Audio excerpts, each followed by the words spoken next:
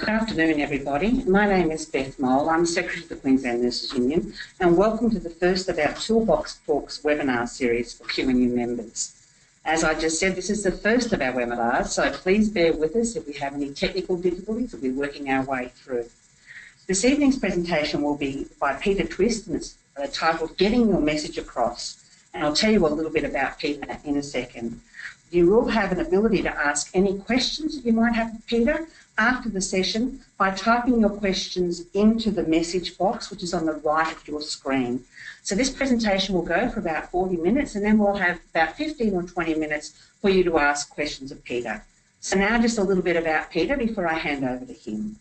Peter Twist is a recognised expert in communication skills and is an accredited Think on Your Feet facilitator. Peter has presented many high-quality Think on Your Feet programs nationally and internationally, and was a lead facilitator for the program for one of Australia's largest organisations.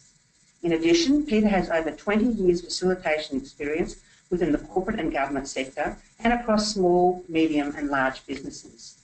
Peter is also an accredited facilitator in the Needling Brain Instrument, a tool that develops creative, productive and innovative thinking, and the Belbin model, a psychometrically validated construct that develops workforce engagement, natural leadership, management skills, succession planning, recruitment, talent management and teamwork. Outside of his profession, Peter is an accredited coach in rugby football. Specific programs that Peter facilitates are Think on Your Feet, explaining, defending and ethically selling your ideas and your knowledge, communicating with logic and persuasion, understanding your whole brain, improving understanding and performance through better thinking, the Belbin model, identifying and selecting the right person for the right work at the right time, discovering natural leaders, maximising the preferred working styles of individuals, and whole brain selling, selling the way your clients prefer to buy. I'd like to hand over to Peter Twist now, who will provide a fantastic presentation. Thank you, Peter. Okay, thank you very much, Beth. Welcome to our program, everyone. So, as Beth has mentioned, the program is about getting our message across. So what we're going to be looking at here today, a key outcome is that we want to speak with clarity, and that's going to be important because if we're clear with our message, the message will resonate with the listener and it will also be very relevant to the listener. So with that in mind, let's have a look at where we're heading. So principally what we're going to be looking at, to be very specific, is an overview of whole brain thinking, and in particular thinking preferences. Generally speaking, because we're dealing with a number of bean counters in critical areas and people such as the Chief Financial Officer and also the Business Manager, we want to appreciate how these particular people think, how they prefer to think in their job role. We give them a broad title, which is what we call C-level people. And then very broadly, we also need to think about what are their KPIs. In other words, what are their key performance indicators? Because what we want to do is to know what buttons to push with respect to putting forward our views. So a little bit more of the KPIs later on. So let's move in now because we're now going to be looking at whole brain thinking. Now there's a few things that we want to cover here. Specifically, we'll look at what it is. Very importantly, a little bit of history, where it all came from. We'll also think about what can it do, why is it important to us, and critically with thinking, we also got to think about the fact that we're all different in many, many ways. Thinking is just one of those particular ways. So if we have a look at around us, some of us are different when it comes to height, some are taller than the others. When it comes to interests, some people might have passive interests, some people might have a lot of sporting interests. If we went to an Asian restaurant tonight, some of us might prefer noodles to rice. And when it comes to sport, some of us might prefer netball to basketball. So critically what we need to look at is that diversity is a very, very complex topic. In particular, how we think can also be very complex. And what we want to do is demystify that by thinking about thinking preferences and in particular whole brain thinking. Now, I love this quote from Charles Dickens. Just how different are we? A wonderful fact to reflect upon is that every human creature is constituted to that profound secret and mystery to every other one. It's a lovely quote. And if we're going to understand how someone thinks, we can actually unlock the secret of the mystery of that particular person. And we might be able to pitch our ideas to them in a language that is very receptive to them. Now, a little bit of the history. Hippocrates, as you probably know, was from the beautiful island of Kos in the Mediterranean. He was a philosopher. He also is considered to be the father of modern Western medicine. And when he did autopsies, he found that there were two hemispheres of the brain. So as it quotes it said, the brain of man is double. And if we go to another period of time, Paul Broca was a brilliant French surgeon. He graduated at the age of 21 in Paris as a surgeon, and to this day, of the 72 names that are on the Eiffel Tower, he's one of those. He's a very highly respected French person. And he focused in the area of aphasia. Now, aphasia is speech loss. He also focused the area of aneurysms, and unfortunately he died at the age of 56, and it was from an aneurysm of all things. And when it comes to aphasia, which is speech loss, he was working with some soldiers from one of the military campaigns, and he found that if there was an injury to the left side of the head, for example, it could result in impairment to functionality over the right side of the body. Likewise, if there was injury to the right side of the head, it could result in impairment to functionality on the left side of the body. And to this day, there's an area of the brain which is called the Broca area that is named after him, the work that he did on languaging. Then we had the 1950s where Paul MacLean came up with what was called the Chewin brain research. So there's three essentials area of the brain. There's what is called the reptilian brain, which is what we share with reptiles. So there's no intellectual processing with that. It's all about flight or fight. Also, it's about housekeeping. So if I'm hot, I'll take off a jumper. If I'm cold, I'll put a jumper on. Then we go to the next level. The next level is what we call the limbic system. The limbic system of the brain is something that we share with cats and dogs, where we can share love with other people. And then we've got the cerebral aspect of the brain, which is all about intellectual processing. Then another period of time that was very important was the 1960s. And we had Vogel, Bogan, and Sperry was also part of the team. You'll notice his name below that.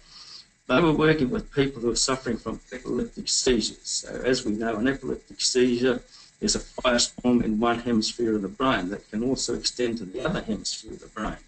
So Vogel and Bogan were working with 4 individuals who were in a bad way. They were actually going to die in a short-term period. So what they did something quite dramatic. They actually cut the corpus callosum connects the left side of the brain, because they wanted to isolate the firestorm in one hemisphere, which they were successful in doing, and they gave these people some extension of life.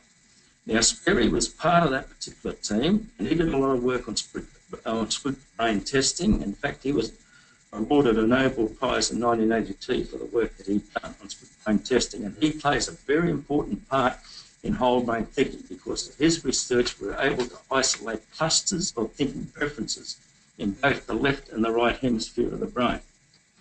Then if we move on, we've got 3 other people here. On our left, we got Ned Herman. He came up with the Herman Brain Dominance Indicator. That was a test that people can actually do to isolate their thinking preferences. The middle person is Paul Torrance. He was a professor of psychological science at the University of Georgia in the United States. And the guy on the right was someone who studied under him, Pakus Neathman. He's a South African. He is currently, at this point of time, he is a professor at Cape Town University, and he's got a PhD in the field of whole brain thinking. He's got a cum laude, a doctorate of honours. He's a very smart individual, and he's done a lot of work from 1980 to the present time on thinking preferences. I've met him on 2 occasions. He's a very interesting person to speak with. He got headhunted by the Nelson Mandela Foundation, principally to bring about creativity in creating job opportunities in the very disadvantaged townships in South Africa. He's also done a lot of work with corporations. He's also done a lot of work with the Springbok rugby team and the South African cricket team. We've got time, I'll share in a story that he shared with me on work he did with the South African cricket team. Now, there were some critical conclusions that came out of that research over close to 40 years. So we've got a left hemisphere, we know that. We've got a right hemisphere. We have preferred clusters of thinking there in the incredible computer. We've actually got 4-quadrant thinking, and they can actually split the quadrants into 8 dimensions. Now, when we talk about a quadrant, it is a metaphor. It doesn't mean to say that you split the brain up or the the head of 4 different quadrants. It's just that it gives a name to the clusters within the brain where people tend to think. Now, if we come over here, let's have a look at the left brain summary. So controls movement on the right side of the body. So by that, if I lift my right arm, it's the left hemisphere that's communicating to me to lift my right arm. I'll put a couple of slides up here and we'll talk about the key ones here. So this is where all our speech, reading and writing, if we do a mathematical equation in our head, it's in the left hemisphere where we're working. Very much a step-by-step way of thinking, because also these particular people are quite logical and very analytical. And the last point is a key point, very organised. So the desk is usually fairly tidy, everything's ship-shape. Now, conversely, if we go over to the right side, let's look at the summary here. So it controls movement on the left side of the body. So I lift my left hand, it's the right side saying lift your lift your left hand. Over here, loves imagery. They don't necessarily like words. They'll conjure up imagery to the actual word itself. This is where they see pictures, dreams occur over here, very much what we call zigzag type of thinking. It can be all over the place. And emotion is in that particular part of the hemisphere, and very importantly can understand depth. So to use a sporting analogy here, someone like a David Beckham who can put a soccer ball under a handkerchief with a kick.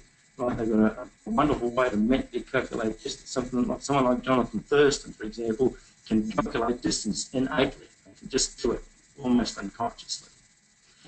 Okay, now what we've got here is a whole brain model.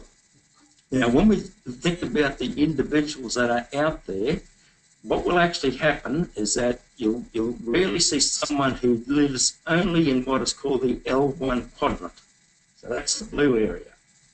People will be dominant on one side of the brain, it's usually the left side, or they'll be dominant on the right side. And a key point here, if you look at that L1 area, the word factual there is a key word to focus on, because if we're dealing with that individual, facts will be very, very important to him or her. If you go into what we call the left 2 quadrant, or the L2 quadrant, detail is very important for that particular individual. And it's almost detail for the sake of detail. If we go over to what is called the R1 quadrant, like imagination is a key point there. And if you go to the R2, that is where the feeling and the sensitivity lies. So as I mentioned, people will generally be on the left side of the brain or on the right side of the brain. Now, why do we want to know that? We want to know that because when we are dealing with the C-level people, we need to know where they live in their brain. Because if you look at the whole brain there, and if you think about an analogy, which is the fact that we could all speak German, right? Some of us prefer different dialects. For example, the L1 person could be someone from Hamburg, and that's the dialect that they prefer. Someone could be in the L2 quadrant, and they're from Berlin. That's the dialect that they prefer. You go to the R1 quadrant, that's Munich. Someone who lives in Munich, right? They prefer that particular dialect, and so on. So we all prefer different streams of communication. Now, let's have a look at a couple other points here, right? This is more information here in each of the different quadrants. So critically, when we talk about facts again, that has come up. That's the second point, the second last point there in the L1 quadrant. Also, performance-driven is a key point there also. If you come down to the L2 quadrant, so what we need here again is detail, which is halfway through the words that we've got there. The other thing that we've also got to think about here with this particular individual is traditional. So they don't like change unless it can be proven to work. Likewise, if you go over the R1 quadrant, that's more of a big picture, curious, right? They're also into risk in the R2 quadrant. There's a lot of cooperation and interpersonal aspects of that. Now, we're going to move on a little bit. So, as Beth mentioned, any questions that you got, just type them in and we'll look at those at the end. Now, so we've covered off whole brain thinking and we've touched on thinking preferences. I'm going to talk a little bit more about thinking preferences. Now, what we now want to do now is move into looking at an appreciation of how C-level people think. So again, C-level people, we're talking about someone like a chief financial officer, we're talking about the bean counter type people, and we're also talking about the business managers. So if we go into the first area here, this is typically what we call a whole brain thinking profile. So principally what happens, someone goes in and they answer a number of questions and this comes out. So this is a core profile of someone. And as you can see, this particular individual, they're very strong in what is called the R1 quadrant, and they're very strong in the R2 quadrant. So they are a right brain dominant individual. And there's nothing wrong with that because we need everyone. But principally it means that their analysis and their attention to detail could be lacking a little bit. And there was a famous, I'll share the story that Gabus Nathan shared with me after, I think it was 1999. I mentioned this at the conference a couple of years ago. In 1999, the South African cricket team had a disastrous World Cup campaign in England. Now, at the time, they were considered one of the favourites. The other favourites were Australia and Pakistan. Eventually, Australia played Pakistan in the final at Lord's.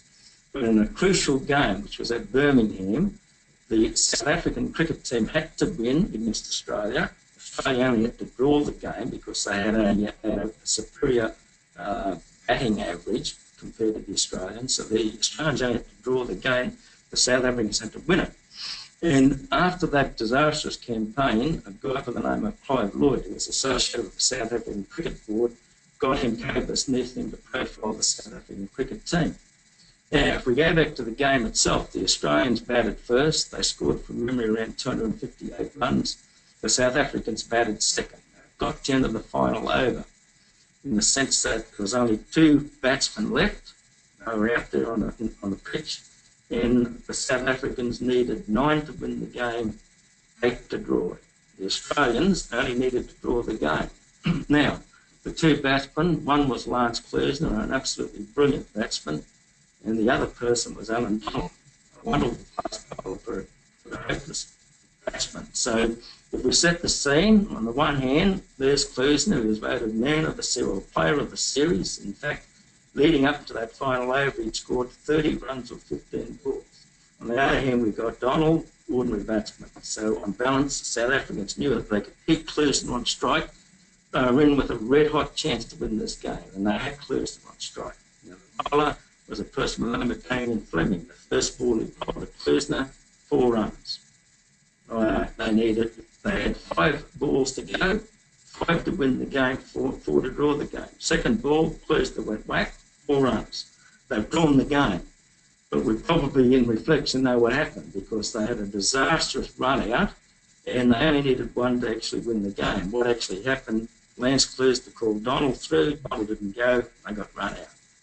And after the Gabus Nathan told me, when they did the profiling, and he went through the profiles with Clive Rice in Blacktown, and when they looked at the profile of Lance Klersner and they looked at the profile of Alan Donald, they were very similar to that profile we've got in front of us. And according to Gabus, Clive Rice said to him, Dr. Neefling, in that final over, we needed left brainers out there playing. So it was a very salient point where they really need discipline, they didn't need risk, and they panicked. And unfortunately, didn't go through. Fortunately for Australia, they won that particular World Cup. So if we move on, speaking of profiles, we'll get away from the sporting profiles. We'll come back to this one here. Now, because this is a South African construct, this may not be exactly valid in our environment, but that is typically the profile of the nursing cohort. As you can see there, and not every nurse is going to be like that when it comes to thinking, but principally what we're looking at there is a gentle person who's very good with connecting with people. And when you look at the green area, which is the L2 area, the L2 quadrant, it's all about working to a process and a methodology and a lot of safety in that. So that is the nursing profile. Now, if you come to the next one, that's a surgeon. As you can see, nowhere near as strong in the people area, and in the blue quadrant, the L1 quadrant, the L2 quadrant, well, the L1 quadrant it's much more developed there. So they're working with a lot of, I guess, analysis, precision, And likewise, in the nursing cohort, we would probably do that also. Right. This is just in a general sense for that particular occupation. We come to the next one. That's the bean counter. So what it really means is here we've got to think about how do we connect to them? How do we actually sell our communication to them? Well, we've got to really start to think from their shoes, in my experience, to actually pitch the message in a way that's most receptive to them. So as I mentioned before, what Beth mentioned, if you've got any questions, type them in. We'll look at those in the end. Now, this becomes an absolutely crucial slide. So we need to think about that individual who we're talking to. What is going to motivate them? What is going to convince them? What is going to persuade them? And if you come over here to the L1 quadrant, there's a couple of things that we need to look at here. And also if you look at the L2 quadrant, because if we come back to the previous slide, and that is a person who works in the financial area, makes financial decisions, and you come back over here, what we need to do is that we've got to talk around a couple of key points here. And in that L1 quadrant, I want you to have a look at that. 10, 15 seconds. And there's one that stands out to me that is absolutely critical in how we frame our communication. And it's the fourth area in L1, which is facts. To me, you've got to bring out facts. You've got to have evidence to back up your point that you're raising. The other thing in that L2 area, which to me is very, very important, especially in the work that we do, and that's that risk area. So that's an area there that you could probably work on in respect to framing our communication around. Okay, let's move on. There's a couple of key points that we want to have a look at here.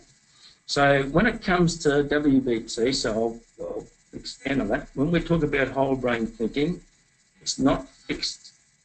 In other words, it's something that we can work on. If we think about it, and if we go back to that slide, previous slide that we looked at.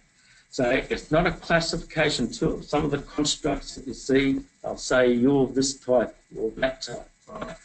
This is a process where you can develop yourself to speak the language. This is a wonderful, wonderful language tool.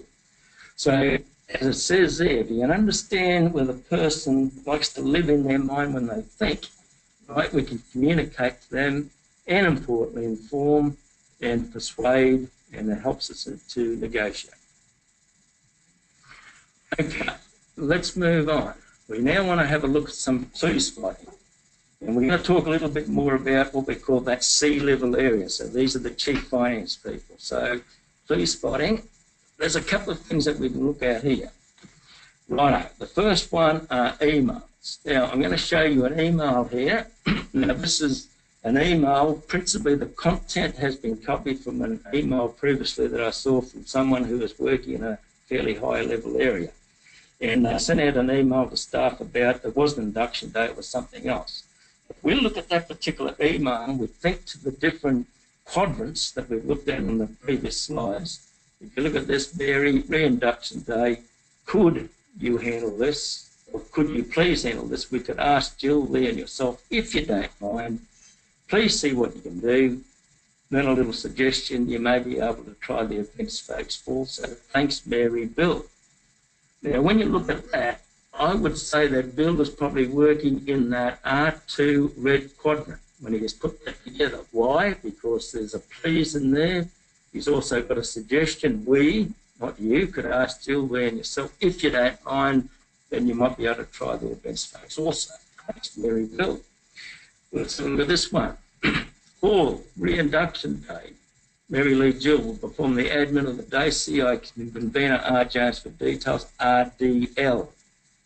Now, he could be in a rush where he just sort of puts that email together very quickly. And if he is doing that, he's probably working in the L1 quadrant also, because that is an L1 quadrant email. So that's the blue quadrant. Okay, this one here, events team, re-induction day requirements. We got the who, we got the when, we got the where, we got the what. Critically also, we've got NB, keep me in the loop of all developments. So there's a lot of detail there. So this person is over in the left hemisphere and working from the L2 quadrant because it's very detailed, it's very logical, it's a step-by-step process. Then we go over here. Hi everyone. Induction day is here next week. This day will enhance the long-term strategy of the company. We need volunteers. Unleash the power. Then we'll sort of back up for anyone who volunteers later. Right, so where's the contingency there? There's none. So that's really over in that R1 quadrant. Fairly risky. We'll worry about things that they become a disaster a little bit later. Now, what we want to do, and I want you to think of this one, I want you to think of the left hemisphere and the right hemisphere. If we go through the careers, now I'll run through these. So advertising, principally that is in the right hemisphere. Solicitor is in the left hemisphere. Social worker, right hemisphere. Assembly worker, left hemisphere, because there's a lot of process there. Chemical engineer, very strongly in the L1 quadrant, but they're working with formula. Actuary, L1 quadrant. Detective, L1 quadrant, and another area too. It can be a little bit of the red and a little bit of the yellow. Storeman, right, over on the left hemisphere. Barrister, left hemisphere and right. Surgeon, principally left hemisphere. Dentist, left hemisphere. Entrepreneur, right hemisphere. Pharmacist, left hemisphere. Minister of religion, all over. It can be anywhere. Futurist is in the right hemisphere. CFO is in the left hemisphere. So careers is a very good way to pick up where a person would like to live in their mind at least for 8 to 10 hours of the day, because they've got to go in there functionally to work in that particular area. Okay, now what we're going to now have a look at, we're just going to have a look at a short snapshot of a video, an interview that's at Jenny Rocky's show on SBS. Principally what we're going to be looking at here is we're going to look at two people communicate, and I want you to think about where they're communicating from. I don't think merit pay is actually going to attract very many teachers to teaching, or very many people to teaching, because it's a bit of a luck of the draw. You don't know when you go in that you're going to get that extra pay. So I don't think the merit pay would particularly attract more men. But I think the main problems with men, to some extent, it's that we judge people, give status by salary, but it also is a more difficult profession right now for men than it is for women. All the child protection issues focus much more on men. Men are possibly subject to victimization by disturbed or upset students, and there is always an air of, you're a man, you have to be extra careful. And I think that is discouraging, especially in primary schools. And I think it's unfortunate because both boys and girls very much need male role models as much as they need female ones. And I think they especially need male role models in pastoral care situations. That is, the kind of caring that we've heard children on the screen and here talking about, that men can care as much about other people and be as nurturing as women can. We need them. Okay, I'm just going to pause it there for a moment, principally because that particular person making her point, especially near the end there, was very much in the R2 red quadrant, because she was talking about caring, we need role models, we need the nurturing. Now, if we go a little bit further now, and we'll just hear a comment now from someone else in the audience. Just very quickly, my daughter Amelia, when she was in grade 4, my wife and I discovered she couldn't read. Now, I wasn't really interested in the teacher giving her self-esteem or that care, share, grow approach. I wanted my daughter to be able to read, to write, to do arithmetic. She couldn't read, we had to teach her at home. So I'd argue that you need to look at teaching not just in terms of these more effective domains. At the end of the day, parents want their children to be taught. They need to, especially if they're going on to year 12 to tertiary, they need to be properly equipped. Okay, now what he was talking about there was that he wasn't into the caring, sharing, grow growth. He was all about the bottom line. So what we've got there is that we've got someone who's coming from the R2 quadrant and this individual who is in the L1 quadrant. And there's going to be a great lot of difficulty in moving forward and compromise there.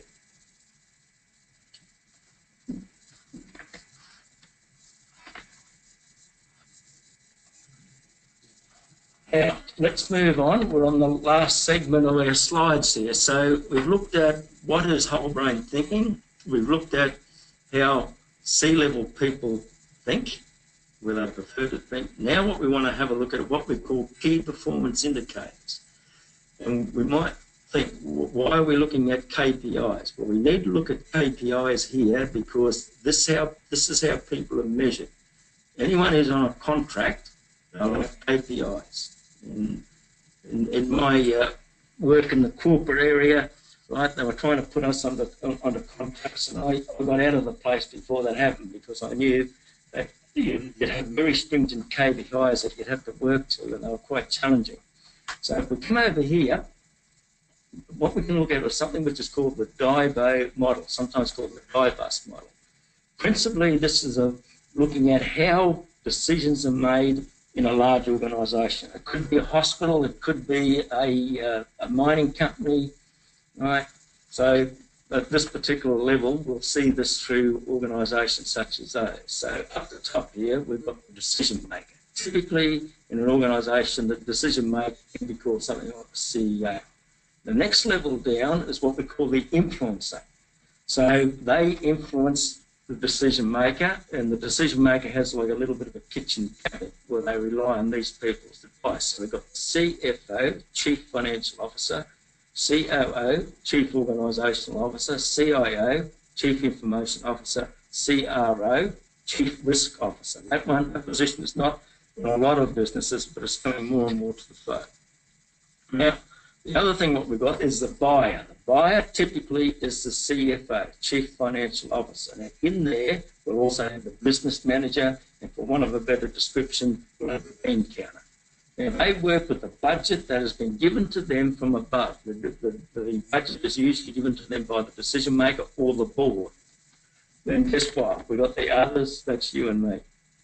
Now, what we want to have a look at, we want to look at how these people are remunerated in the sense that they have KPIs, key performance indicators. Why do we need to know that? We need to know this because we want to make our communication resonate with the people we're dealing with. And what we've got to do is that we've got to make it very relevant. That is our communication, the key points. So we need to know, what are their key performance indicators. So this is for the C-level people that I just mentioned. Now, one thing that they're measured on is that they need to reduce costs. And this can get very nitpicky. I remember reading a few years back where Air Canada, when the price of aviation fuel was going through the roof, Air Canada was looking at some really interesting ways to try and reduce costs without putting up the price of the tickets. About 355 planes from memory, of which 45 were 767s. What they were looking at doing, they were looking at removing the paint from the fuselage of the 767s because they worked out there's around 360 kgs of paint in the fuselage. So they thought that they could buff back the paint, but basically to the primer, they estimated they would save around $26,000 in fuel savings for that particular plane per year. However, it was going to cost them much, much more than that to actually remove the paint, so they didn't move forward with it. But this is the areas that these particular people look at. Okay, they have to increase revenue. They also have to look at asset utilisation, which is use of computers, cars, and guess what? Use of staff, right? And also they are remunerated on risk management. Now, to me, that is an absolutely crucial point for us. Because if we're forced into areas where there's no money, right, that becomes a critical pushback point for us, and especially to talk in L1 language to that person about risk and the L2 area. Now, if we come back over here, when we talk about risk, have a look at where it comes up. It comes in the L2 quadrant, right? And the Chief Financial Officer they will principally be in the L1, L2 area. So risk is going to be a crucial point for us to really hammer home about. The other thing that comes to mind there, I want to go back to the L1 quadrant again, where facts will be absolutely crucial. Scientific proof will be absolutely crucial that you see on the floors and in the wards. And if you can have facts to back that up, that will be absolutely crucial. Right. Now, we have now got some time for question and answers. Thanks very much, Yes. Peter. And I'll just remind everybody, if you have any questions that you'd like to ask, can you please type those into the questions box that is on the right-hand side of your screen. But I have a few to start off with. Peter, the first question is, are you born with these thinking preferences? Okay, good. Thanks, Beth. For that particular question, it's an interesting one. Cobus Niefling, who is considered, preeminent in the area of whole brain thinking, he estimates that we're born with around about 30% of the thinking preferences, and then we develop over time through social interaction and family interaction and also work interaction. So it's a malleable construct that develops over time. So around 30% of the preferences are there genetically. Okay. Thank you. Another question, Peter, is I've seen material on the internet that whole brain thinking construct is not validated. Could you comment on that, please? Okay, that's a very interesting point.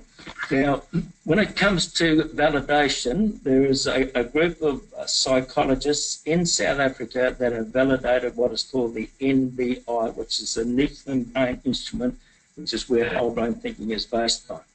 Also, when it comes to the validation, Paul Torrance, the professor I mentioned earlier on, was a brilliant mind. He was well known in America as being, they called him over the father of creativity. And he did a lot of work on the whole brain thinking. So I think we've got a lot of scientific rigour there. And also we've got the great work that was done by Sperry, who won a Nobel Prize on whole brain thinking, in particular split brain testing. So there's a lot of science to validate it. And I have seen material like that on the website. And I think it's really not scientifically based compared to what has happened over 40 years now on whole brain thinking research. Okay, thanks, Peter.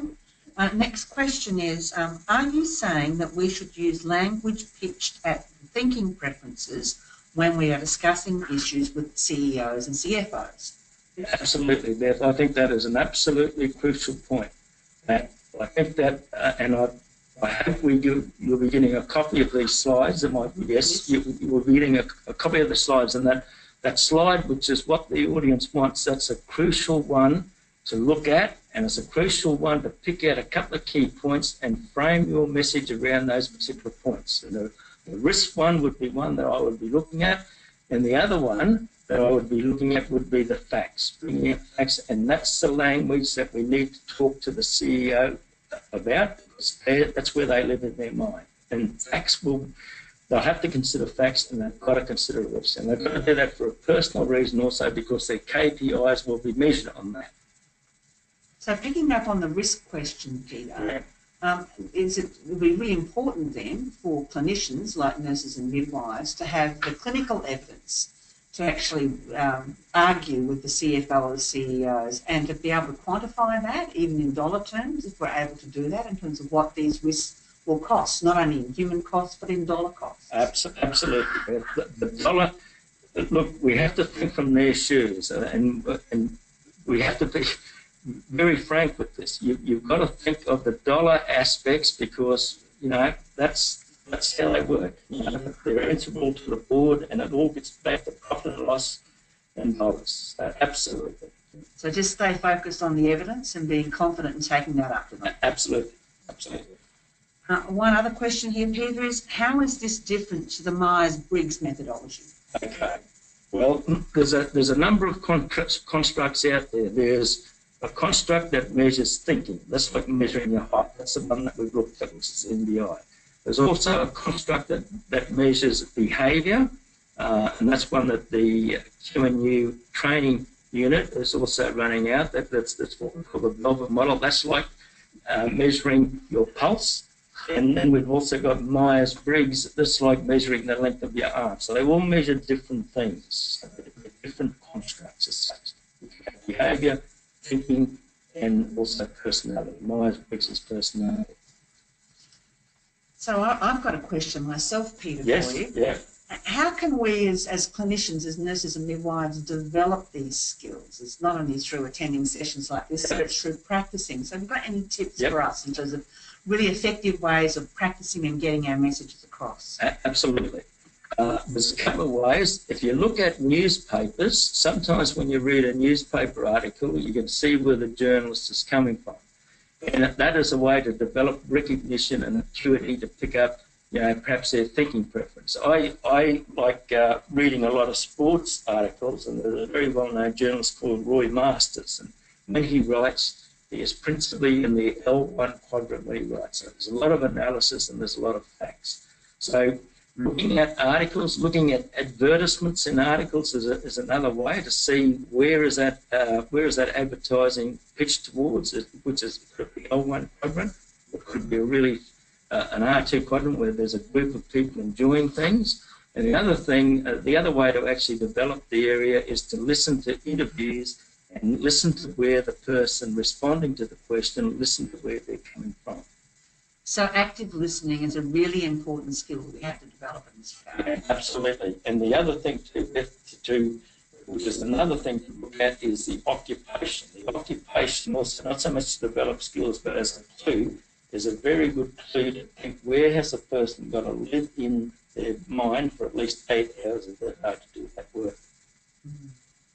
And these skills, Peter, they're not only useful when we're thinking about having discussions with CEOs and CFOs, it's also with the teams that we're working with. And so we need to be really aware of how we can get the best out of people by knowing their thinking preferences and the ways that we should be communicating. Absolutely. Yes, absolutely. But, yeah. Because we'll have people in our work group, and if you look at their desk, it could be very neat and tidy, and what you'll find there is that they could be someone who was very big on accuracy. If you've got someone who their desk is a mess, it could mean that they're very conceptual in their thinking. So in a work group, it's important to pick up on those little things. I might throw it open to see whether there's any other questions from the room here. Has anyone else got any questions they'd like to ask Peter? Or if anyone online has any questions, you can type them in to the dialogue box, or the question box, I should say, that's on the right-hand side of your screen. So, Peter, we have another question, and that's about dealing with conflict in the workplace among colleagues. How can we use this type of whole brain thinking to sort of approach that? Well, the key with the whole brain thinking is to think, what language is a person coming from? Are they in L1? And if they're in L1, what you've got to do is communicate in that L1. So that is a good way to at least connect them. It doesn't mean to say that you're going to fix the conflict, because we need to know what could be the cause of the actual conflict also, which could be something else. So the whole brain thinking is very good to connect with language. It's not necessarily the key in solving complex problem, because you need to know what the root cause of it. There's probably behavioural constructs out there. Remember, what we're looking at here is a thinking construct. There's behavioural constructs out there that would be probably more useful in dealing with conflict in the workplace, and it's one that the QNU, the training unit of the QNU, is actually offering, which is a behavioural tool that is very good at picking up where people can be coming from by picking their behaviour up. And it's very easy to pick up behaviour. It's more, you can pick it up more behaviour by seeing behaviour than by seeing thinking. Thinking is a little bit more harder to actually pick up. So, any other questions from the room at all? And there's nothing we've got online, no further questions online? Beth, I just wanted to show one more slide, if it's all right. So what we've looked at here, we've looked at an overview of the thinking, whole brain thinking, and in particular thinking preferences. We've looked at how the C people prefer to think, C-level people. We've also looked at the key performance indicators. Now, there's one other thing here. My services don't finish here, so this is complimentary. If you've got any questions whatever on what we've covered here on the thinking, there's my details, and you can contact me via the email or the phone numbers. And on the website that's there, www.mindmatterstraining, you can get a free publication that's downloaded on put together by Kavis Neething and his business, which is Solutions Finding. It's a 38-page document on understanding our whole brain. There's a lot of very good material in that. Well, thank you very much, Peter. That was a fantastic presentation. I'd like to thank you very much for your time today. As I said earlier, this is the first of our webinar presentations. We are trialling these for our members, particularly aimed at members in management positions, but they're open to all QNU members to be able to access online. We'll also be putting them up on the website too, so that people can access this at a later date if they couldn't join in live time. So thank you very much. These seminars will be held on the third week of every month, mainly on a Tuesday from 5 to 6, but a couple of the upcoming sessions will have to be shifted around. Like, for example, the April session will be on a Thursday night. But there'll be more information provided to you via emails, and you'll be able to register online. Please encourage your friends and colleagues to sign up to the next one. In terms of the session that we've had today, we're also considering running further training for our members, targeted at members in NUM, Unit Manager and Midwifery Unit Manager positions. If anyone is interested in actually doing a longer course or with Peter on this sort of topic and how we get our message across, please let us know because we're thinking about how we can broaden out our offering to members. So thank you very much for your time tonight, and I'll just like to sign off now and thank you for joining us online.